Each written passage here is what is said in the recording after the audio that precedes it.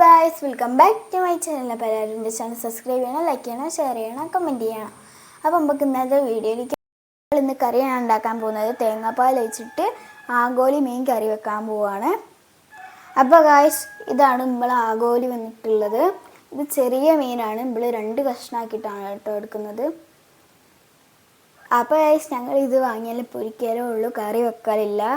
ഇങ്ങനെ കറി ഞങ്ങളൊരു സ്റ്റൈലിൽ കറി വെക്കുന്നത് നിങ്ങൾക്കെന്ന് പറഞ്ഞുതരാം കേട്ടോ. ഇവിടെ ചട്ടിയിലാണ് കറി വെക്കുന്നത്.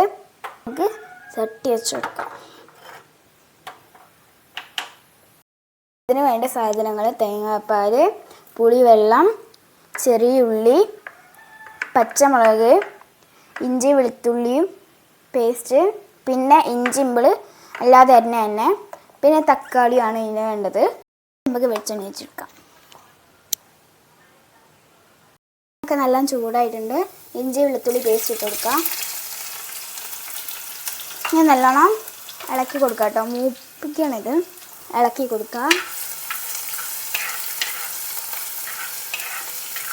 ഉള്ളിയും പിന്നെ പച്ചമുളകും ഉമ്പൊക്കെ അതൊക്കെ ഇട്ട് കൊടുക്കാം.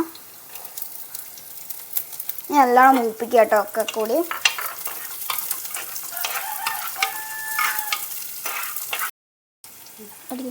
ഇതൊക്കെ കുറച്ച് ഉപ്പ് ഇട്ട് കൊടുക്കാം കേട്ടോ. ഉപ്പിട്ടാൽ ഇതൊക്കെ വേഗം വഴന്ന് കിട്ടും. കുറച്ച് തക്കാളി ഇട്ട് കൊടുക്കാം. ഇതിങ്ങനെ വഴറ്റി കൊടുക്കാം. പൊടി, മുളക് പൊടിയും മഞ്ഞൾപ്പൊടിയും ഇട്ട് കൊടുക്കാം കേട്ടോ.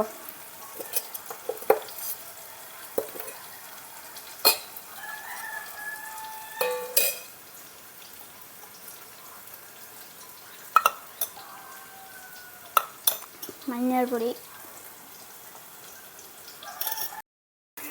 ഇനി ബക്കൊക്കെ കൂടി അതിൻ്റെ അകത്തേക്ക് ഇട്ട് കൊടുക്കാം. വെള്ളം ഒഴിച്ച് കൊടുക്കാം. ഇതൊക്കെ കൂടി എന്നിട്ടൊന്ന് മിക്സ് ചെയ്യാം കേട്ടോ. ഇതിങ്ങനെ നന്നായിട്ടൊന്ന് വെന്ത് വറ്റി വരണം കേട്ടോ. തേങ്ങാപ്പാൽ ഒഴിക്കാം കേട്ടോ.